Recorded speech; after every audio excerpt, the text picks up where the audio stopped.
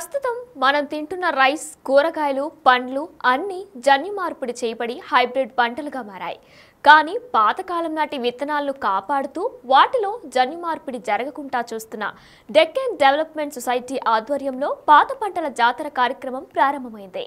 సంగారెడ్డి జిల్లా నక్లకల్ మండలంలోని వడ్డీ గ్రామంలో నిర్వహించిన పాత పంటల జాతరలో ఐసీఏఆర్ డైరెక్టర్ డాక్టర్ షేక్ ఎన్ మీరా ముఖ్య అతిథిగా పాల్గొన్నారు. పంట పండించే ప్రతి రైతు, ప్రతి మహిళ ఒక శాస్త్రవేత్త అని డాక్టర్ షేక్ ఎన్ మీరా అన్నారు. పాత విత్తనాల ప్రాముఖ్యతను తెలిపిన జాతర గురించి ఈ స్టోరీలో తెలుసుకుందాం.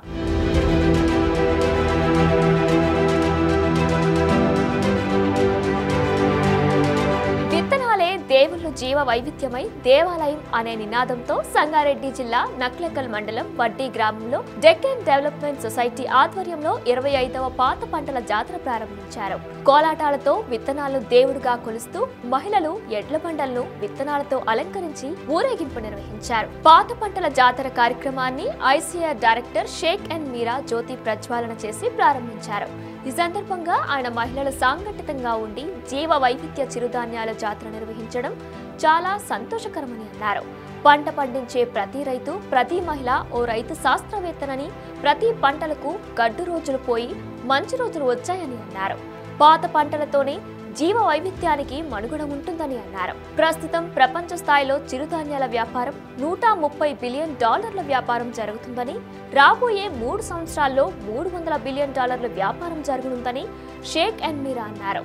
చిరుధాన్యాలు పండించే ఈ మహిళా రైతులకు తమ శాఖ తరపు నుంచి మరిన్ని ప్రోత్సాహాలిచ్చి వారిని ప్రోత్సహిస్తామన్నారు. చిరుధాన్యాల వల్ల ఆరోగ్యానికి ఎంతో మేలు జరుగుతుందని కాదర్ వల్లి లాంటి వారు చెబుతున్నారు. ఈ కార్యక్రమంలో చిరుధాన్యాలు పండించే వారికి ప్రోత్సాహకాలు ప్రకటించడం మంచి మార్పు అని రైతులు ఆనందం వ్యక్తం చేస్తున్నారు.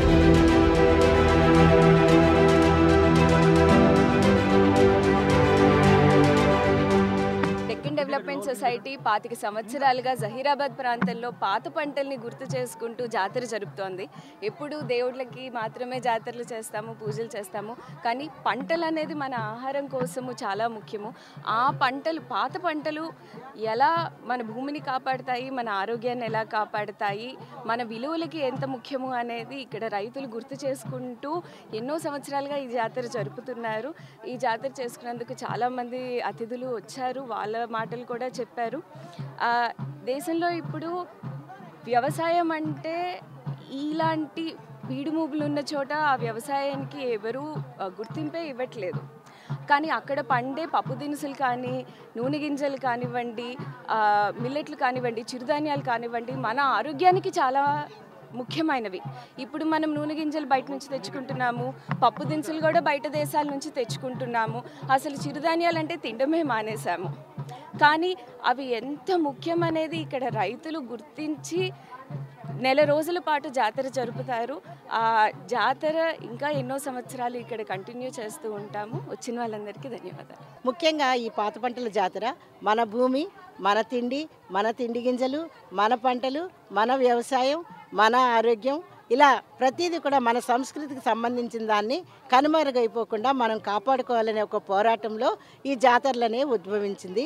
భూమి మీద మన హక్కు, పంటల మీద మన హక్కు, ఏ ఆహారం తినాలి, ఏ తిండి తినాలనే దాని మీద ఉండే మన హక్కులు మనం కాపాడుకోవడానికి ఈ జాతర 30 ఊర్లు దగ్గరగా ఒక నెల రోజుల పాటు తిరిగి ఫిబ్రవరి 11వ తారీఖున ముగించబడుతుంది. ఈ జాతరలో పాల్గొన్న మహిళలందరూ కూడా భూమి కోసం, పంటల కోసం, వాళ్ళ ఆరోగ్యం కోసం, వాళ్ళ విత్తనాలు, వాళ్ళ హక్కుల కోసం పోరాడుతున్న మహిళా సంఘాలు. అయితే చిరుధాన్యాల్లో అధిక పోషకాలు కలిగి ఆరోగ్యానికి కావాల్సినటువంటి అనేక పోషక విలువలు ఉన్నాయి కాబట్టి ఇట్లాంటి చిరుధాన్యాలు పండిస్తున్నటువంటి, అందులోనూ సేంద్రియ వ్యవసాయ పద్ధతుల్లో పండిస్తున్నటువంటి దాదాపుగా గత 30 సంవత్సరాల నుండి 40 సంవత్సరాల నుండి సేంద్రియ పద్ధతుల ద్వారా మాత్రమే పండిస్తున్నటువంటి ఇంత మంచి చిరుధాన్యాల పంట పండించే మన ప్రాంతము జహీరాబాద్లో ఉండటం అనేది మనకి గర్వకారణం.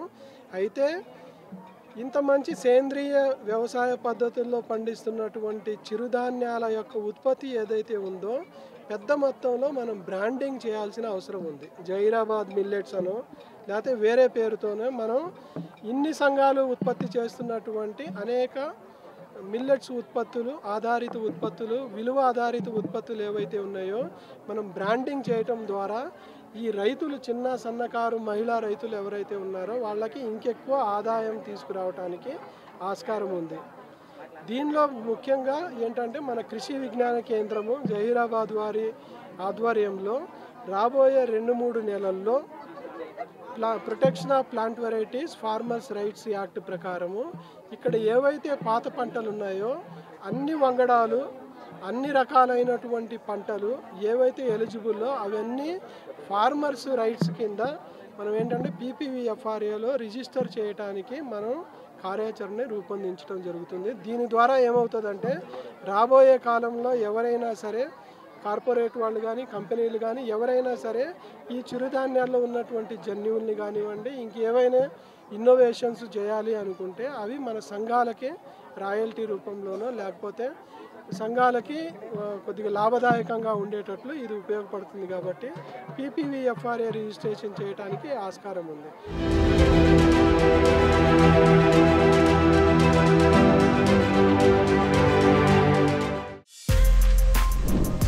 For more videos like this, subscribe Big TV channel.